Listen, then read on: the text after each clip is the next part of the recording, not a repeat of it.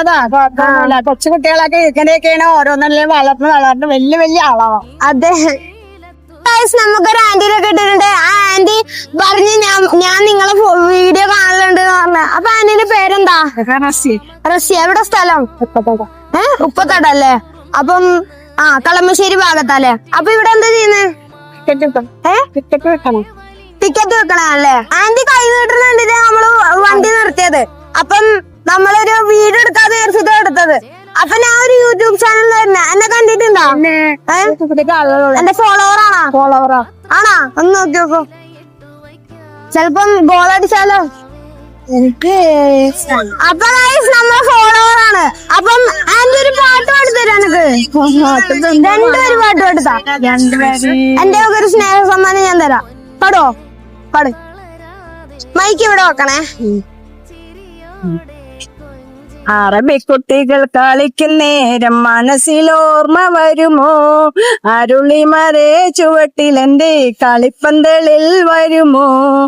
വിതമ്പിപ്പായം വിമാനം കണ്ടാൽ ഇഴിമിഴികയിൽ ഉയർത്തും. അകലെ മിന്നി മറിയുന്നോളം വിതമ്പിക്കണ്ണീരൊഴുക്കും.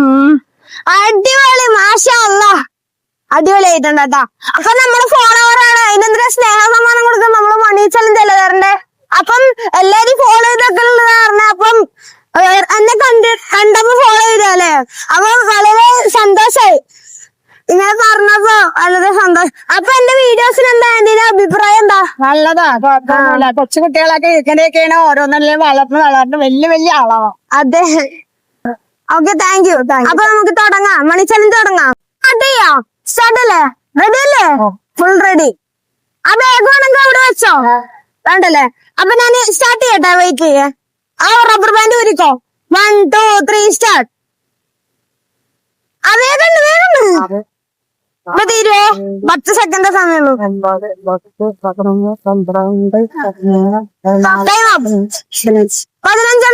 150 രൂപ ഇട്ടിട്ടുണ്ട്. എന്നാലും കുഴപ്പമില്ല, കിട്ടിയില്ലേ? ഇനി അടുത്ത പ്രാവശ്യം നമുക്ക് മോനെയൊക്കെ കണ്ടല്ലോ, അതന്നെ ഭാഗ്യമല്ല.